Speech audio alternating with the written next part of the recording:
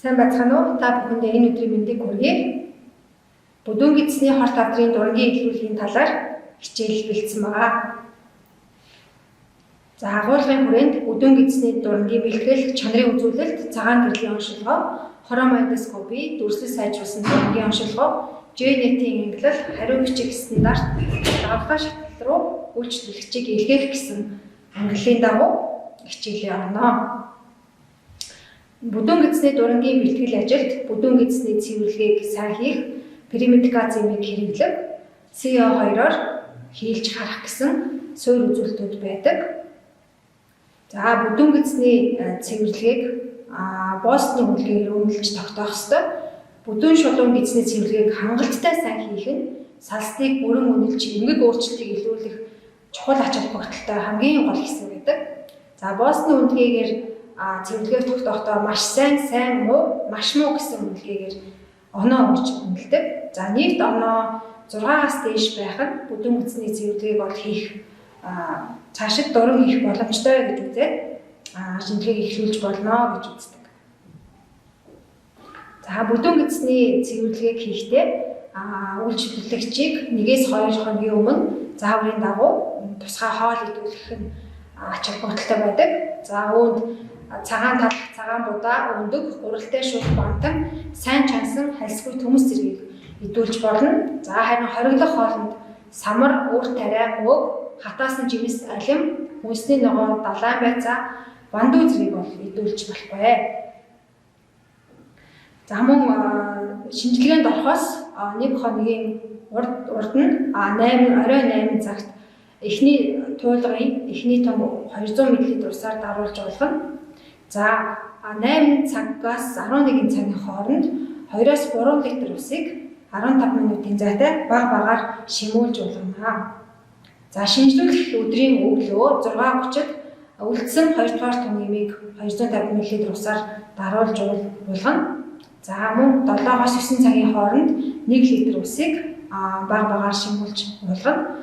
За 9-өөс 12 цагийн хооронд шинжилгээнд орвол их тохиромжтой байдаг.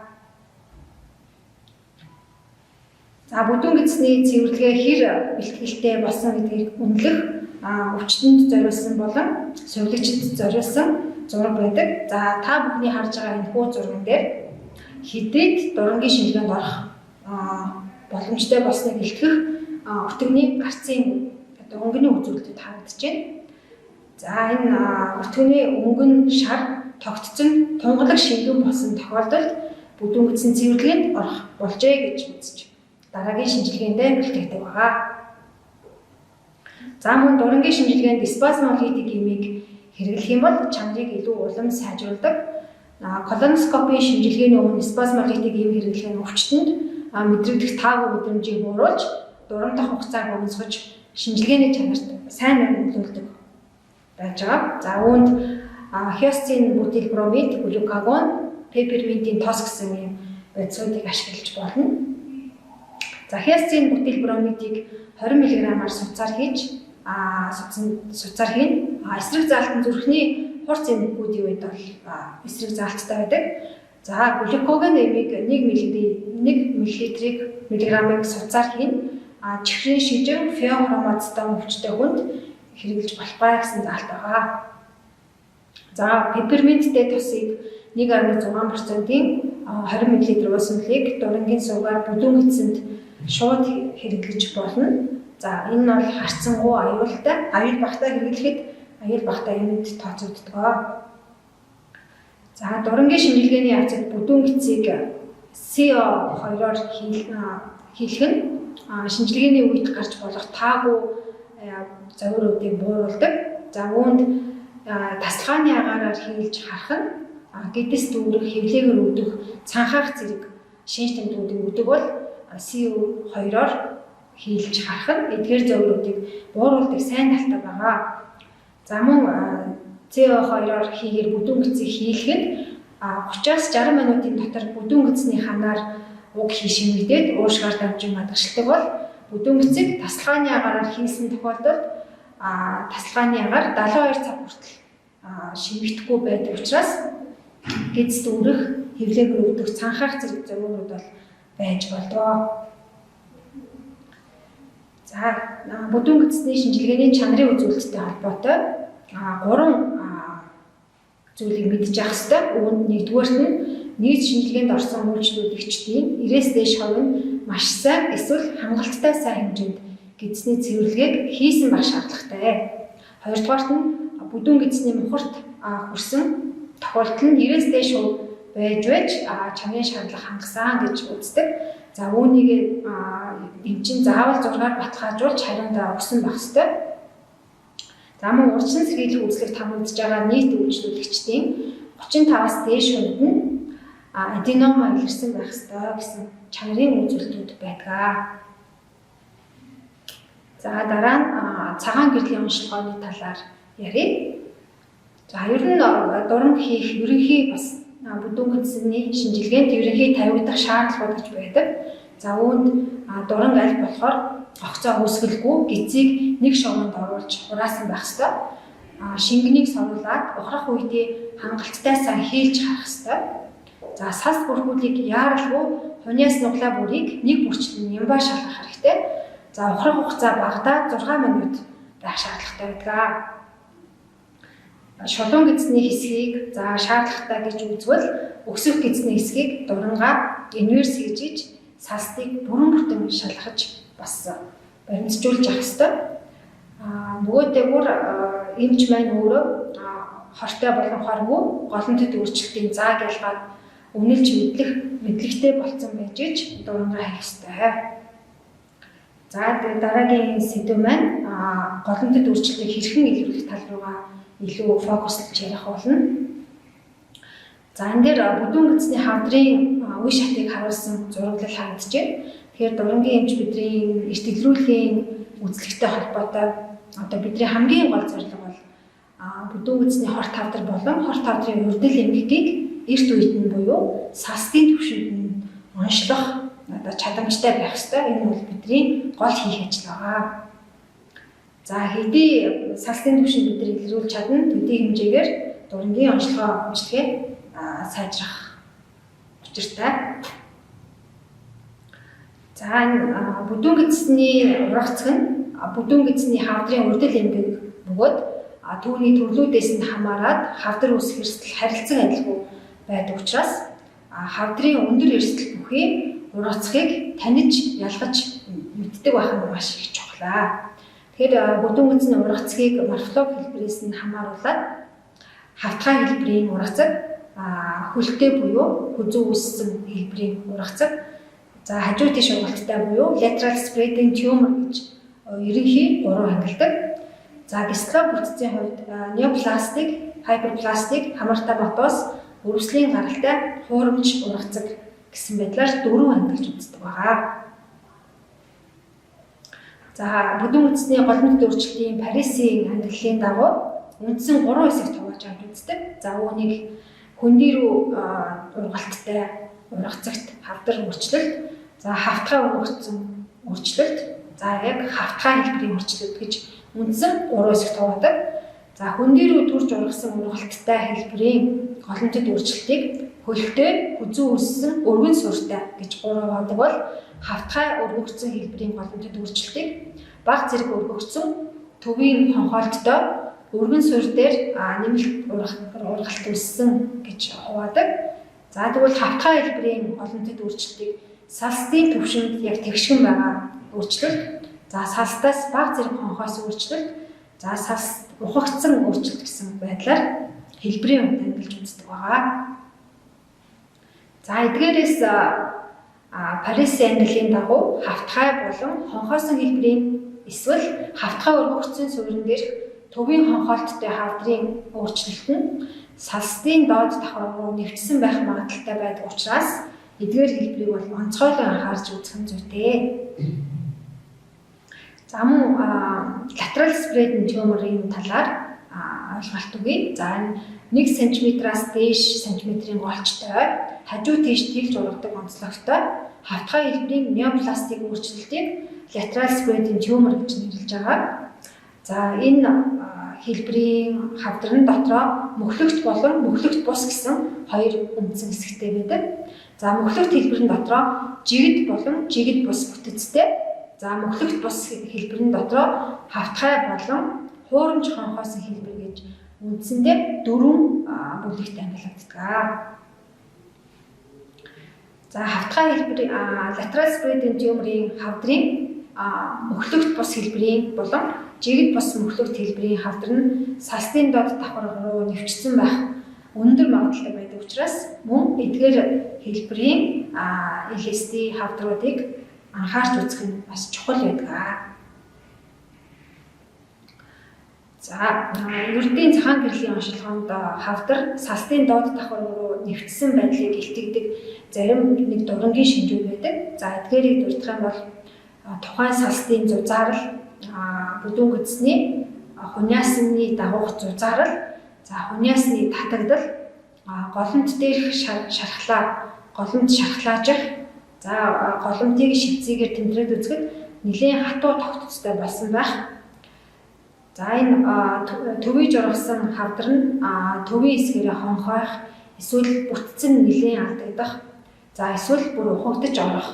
За эрүүл эмгэгийн зааг ялгаа, хавдрын зааг ялгаа гарах зэрэг шинжүүд нь тухайн хавдар састын доод руу нэвчсэн байх магадлалтайг илтгэдэг дурангийн шинжүүд байна.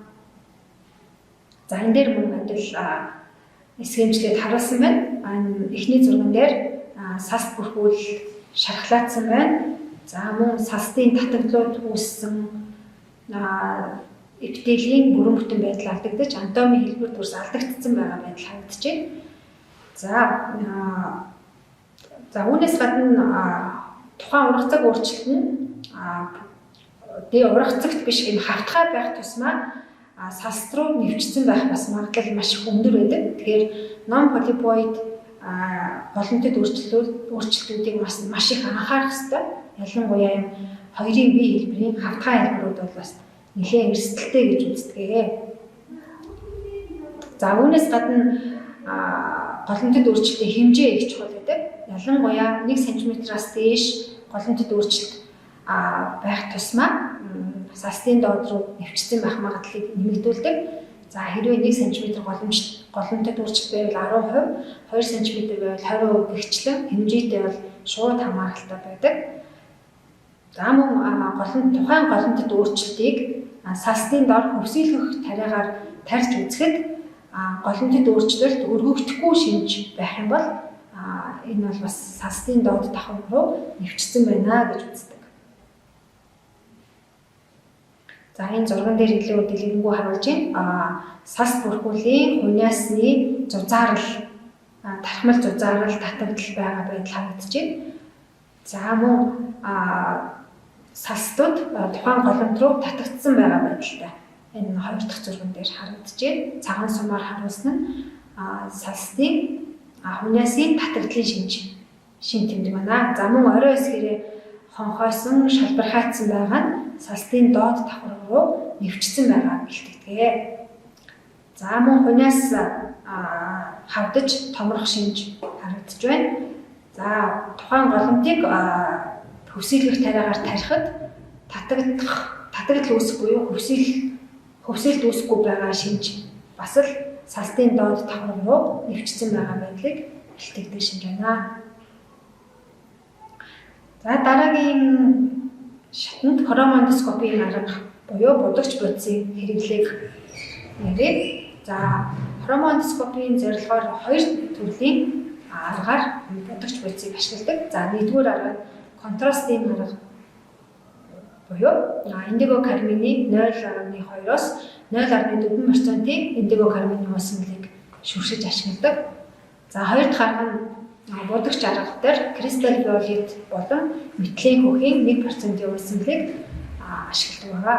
Тэгэхээр контрастын арга нь тухайн голомтод өөрчлөлтийн хонхойлт болон төвийн өөрчлөлт илүү энэ пит паттерныг илүү тодруулж өгдөг онцлогтой, илүү контрастыг гадаргуугийн байр байдлыг илүү тодтолж өгдөг бол будагч арга кристалл виолет болон метилен хөхөөр эпителисийн гадаргуугийн байдлыг илүү харж өгдөг. Тэгэхээр энэ хоёр зургийн ялгаан дээр PT-ийн энэ хонхорхоо ховил дагуу индиго кармин маань өөрөө уусаж нэвчиж одоо хонхорхойд нь орж илүү гадаргуугийн байдлыг тодтогч өгсөн зураглал байна. За Crystal Violet болон Indigo Carmine нь зөвхөн эпителисийн гадаргууг будаж өгснөөрөө эпителийн хэлбэрийн өөрчлөлтийг илүү харахад тус тохон болж байна. За эхний энэ зурган дээр цагаан гэрлийн тусламжтайгаар голомтод өөрчлөлтийг харахад хил хязгаар маш сайн харагдахгүй, сайн тодорхойгүй байгаа. Тэгэхээр хромондоскопыг ашиглаад Indigo Carmine-аар будаад үзэхэд тухайн голомтод өөрчлөлтийн хил хязгаар маш тодорхой харагдаж байгаа. Ийм давуу тал болгодог шинжилгээний бодис байна. За цагаан гэрлийн шинжилгээгээр эхний сэжиглэх сегмент цайвар голомт бүхий хэсэг өөрчлөлт харагдажээ. За судасны зураглал нэг хэсэг газар баг зэрэг алдагдсан цайвар голомт байна. За үүнийг бол иймэрхүү тохиолдолд заавал будгаар Indigo Carmine-аар будаад хил хязгаарыг илүү сайн тодорхой харах шаардлагатай байдаг. За мөн хоёрдугаар тохиолдлын кейс дээр баг зэрэг улаасан голомт төрчд харагдажээ. Судасны зураглал алдагдсан улаасан фон дээр Indigo Carmine-ыг шүршээд харахад төвийсэн 2A болон 2C хэлбэрийн төвийсэн өөрчлөлтийн гол хэсгээр хонхоос өөрчлөлт байгаа илүү тодорхой харагдаж байна. За энэхүү хромондоскопийн аргыг ашиглаад Японы эмч эрдэмтэд пит паттерны ангиллыг боловсруулсан байдаг. За энэхүү пит паттерны ангиллын ач холбогдол нь голомтод өөрчлөлтийг эрт хугацаанд илрүүлээд цаг алдалгүй дараагийн шатлал руу явуулах. За гүний болон үнийг тогтооход бол ач холбогдолтой байдаг. За пит паттерны ангиллын дагуу нэгдүгээр тип нь хэвийн бүдүүн үзсний салс бол жижиг юм питүүд нь жижиг цэгчилсэн байдлаар бүдүүн үзсний салс ингэж харагддаг. За хоёрдугаар хэлбэр дээр од хэлбэрээр шурганы толгой хэлбэр шиг юм питүүд харагдана. Гуравдугаар хэлбэрийн үед жижиг онгорхой питүүд нь бүр улам жижигэрсэн байдалтай. За эмх зохион байгуулалтаа алдагдаагүй нэгэн жиг бүтэцтэй. Гэхдээ жижиг питтэй харагддаг бол 3S хэлбэрт ордог. За 3L хэлбэрт ороод ирэхээр бүдүүн үзсний энэ питүүд илүү зузаараад өргөн сүртэй болж тубуляр байдалтай болсон байдаг. За дөрөвдүгээр хэлбэрийн үед тархилаг бүтцтэй, тархины андомын бүтцтэй адилхан гэр үс хэлбэрийн бүтцийн өөрчлөлтөнд орсон байдаг. За тавдугаар хэлбэрийг бол илүү энэ хор тавдрын хожуу шат руу илүү үүсдэг. За тэгэхээр энэ үед бол тодорхой бүтц нь алдагдаад эпителийн гадаргуу жигд бүс бүтцтэй болсон байдаг. За үүнийг мөн эсгэмчлээд харуулах юм бол нэгдүгээр тип нь бол хэвийн бүдүүн эзний салстын үед энэ жижиг дүүргэн хэлбэрийн нүхнүүд харагдана. Хорвоо хэлбэрийн гиперпластик ургацгийн үед одлог хэлбэрийн питүүд харагдана. За аденомын үед за эсвэл интрамукозал хавдрын эрт үеийн хавдрын үед питүүд маш жижигэн олон жижигэн байдалтай болсон нэгэн жиг бүтцтэй бүтэц харагдана. За type 3A-ийн үед питүүд маань нэлээд өргөсөд энэ сувглаг шинж чанартай, тубуляр шинж чанартай болсон байдаг. За энэ бол ихэвчлэн аденомын өвчний үед илэрдэг онцлогтой байгаа. За type 4-р хэлбэрийн үед яг энэ тархилыг бүтцтэй болж ирдэг. За энэ мөн адилхан аденом болон састын төвшингийн хавдрын үед бол энэ шинж гарч ирж болно. За type 5-р хэлбэрийн үед эпителисийн бүтэц алдагдаад аморф бүтцтэй болсон ямар нэгэн питийн зохион байгуулалттай эмх цэгцтэй бүтэц алдагдсан байдаг. За энэ бол хавдар аль хэдийн састын доод давхар руу нэвчсэн байгааг илтгэдэг шинж тэмдэг байгаа. За дараагийн слайдаар дүрслэл сайжруулсан дурынгийн онцлогооны талаар авч үзье. За энэхүү дүрслэл сайжруулсан дурынгийн онцлогоог ихэвчлэн хавдрын голомтыг илрүүлсний дараа илүү шинж чанарыг тодорхойлох зорилгоор түүнийг үнийг илүү сайн тодорхойлох зорилгоор ашигладаг. хэрэглээ байгаа. За энэ зорилгоор NBI гэрлийн гормыг өсгөгчтэй дуран ашиглаад J-net-ийн ангиллын дагуу гүний ангиллыг тогтоох юм ангиллыг Японы эрдэмтэд хөгжүүлсэн байдаг. За нэгдүгээр хэлбэрийн ангиллын үед судасны зураглал ерөөсөө харагдахгүй. За эпителисын гадаргуугийн байдал нь бол маш жирэг бүтэцтэй, цайвар юм уу цагаан юм толб харагддаг дөрөнд. За энэ бол ихэвчлэн хоргүй хэлбэрийн гиперпластик ургацгийн үед иймэрхүү зураглал харагдана. За type 2-ын A үед судасны зураглал NBI гормыг ашиглахад хүрэмтэж харагдаж байна. Тэгэхээр капилляр судаснууд хүрэмтэж харагдана. За бүтцийн үед бол бас нэгэн жигд капилляр судаснууд байдаг. За эпителисын гадаргуугийн тогтцыг хараад үзэхэд бас нэгэн жигд мөртлөө tubular буюу ийм сувглаг бүтцтэй нэгэн жигд бүтц харагдана. За энэ бол ихэвчлэн low grade салтын төвшингийн неопластик өөрчлөлтүүдийн үед ийм зураглалуудыг олж харна. За type 2-ын B-ийн үед болоод ихээр судасны зураглал жигд бус байдлаа алдагдаад хүрэн судасны зураглалууд жигд бус байдалтай болсон байна. За гадаргуугийн байдал мөн адилхан эпителисын жигд бус байдал алдагдаад өөрчлөлтөнд орж ирсэн байдаг. За энэ үед ихэвчлэн high grade enteromycosal хавдрын үед састын төвшингийн high grade өөрчлөлтийн үед ийм дүр зураг гарч ирнэ. За дараагийн үе шатыг ороод ирэхээр type 3 дугаар хэлбэрийн үед судасны зураглал бол бүрэн алдагдсан, эмх замбраагүй ямар ч зохион байгуулалтгүй болсон байна. За дээрэс нь маш зузаан том ирэмбийн шинэ судаснууд үүсэж, бүдүүн судаснууд бол үүссэн харагдана. Гадаргуугийн эпителийн бүтц маань бүрэн бүтцээ алдагдаад аморф хэлбэртэй болсон байна. За энэ бол салтын доод давхар руу гүнзгий нэвчсэн хожуу үеийн хавдрын шин зураглал байна. За энэ зурган дээр бол бас жишээ харуулсан байна. Ердийн white light endoscopy-ийн үед бол баг зэргийн улаан урчлалт харагдаж байна. За үүнийг NBI-аар тодруулаад харахад илүү судасны зураглал илүү тодроод контраст илүү сайжирсан байгаа харагдаж байна. За үүнийг мөн индиго карминаар харахаа голботой хоёр өөрчлөлт бол харагдаж байна тийм ээ. Хавтгай хэлбэрийн ургацаг, за мөн жижиг хэлбэрийн полипоид ургацаг байгаа нь харагдаж байна. За NBI гормоор ашиглаад үзэхээр хэрвээ аденомаас ижиглэх юм бол бүтц нь хүрэн улаан, илүү тод хүрэн улаан бүтцтэй, илүү судаслаг байдаг. Харин хаберпластик полипийн үед судасны зураглал байхгүй, цайвар харагддаг байгаа онцлогтой. За энэ дараагийн сүүлийн зургууд дээр J-net-ийн ангиллын дагуу гиперпластик полипийн бас нэг жишээ байна. Энэ дээр бол хүрэн судасны капиллярууд бол байхгүй, цайж харагдаж байгаа учраас hyperplastic polyp байна. За low grade dysplasia-гийн үед type 2-ын J-net, type 2-ын A үед adenome гэж шийдвэрлэнэ. За энэ үед бол судасны зураглал сувглаг бүтцтэй, нэгэн жигд бүтцтэй байгаа нь харагдаж байна. За 2-ын B үед болоод ирэхээр энэхүү жигд бүтц нь алдагдаад жигд бүс бүтцтэй болж ирж байна. За бүр сабмукоз руу састын доод давхар руу хавдар нэвчээд ирэхээр бүтцээ бүрэн алдсан, аморф бүтцтэй болсон байгаа нь харагдаж байна. За судасны зураглал мөн энэ дээр харагдахгүй. За бүдүүн шин судаснууд бол шинээр капилляр шин судас үүссэн байгаа нь харагдаж байна.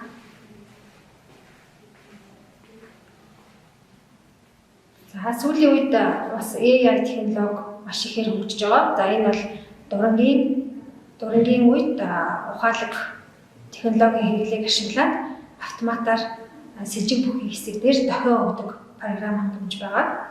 Тэгэхээр дурангийн төвүүд бол ирээдүйд энэ технологиг бол нэвтрүүлэх хэрэгтэй. За энэ дээр бол NBI-аар давхар ашиглаад хараад явхад аденоматоз полип байгаа нь харагдаж байна.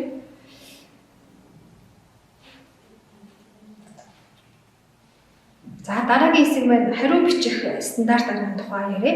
За бүдүүн гэдэсний дурангийн хариу бичгтээ дараах хэсгүүдийг бол оруулсан байх хэрэгтэй. Үүний бүртгэлийн хэсэг дээр өвчтний дугаар, тайвшруулалттай орсон хэсэг, эзний цэвэрлэгээ, ямар хийгдсэн, боосны оноо хэд байсан, за дуран хэдэн минут үргэлжилсэн, ямар заалтаар орж байгаа зэргийг бол бүртгэж тэмдэглэх ёстой. За хариу бичих хэсэгтээ бүдүүн эзний мухарт яг хүрсэн хэсэг, хэрэг хүрээгүй бол дуран хаана хүрээд зогссон. За сасны хийн ямар байсан, судасчлал нь ямар байсан, гидсэнд ямар нэгэн олонтод үржилт байсан уу, байсан бол хаана байсан, хэдэн сантиметрт байсан, хэмжээ нь хэд байсан гэдгийг тодорхой бичиж тэмдэглэж өгөх ёстой.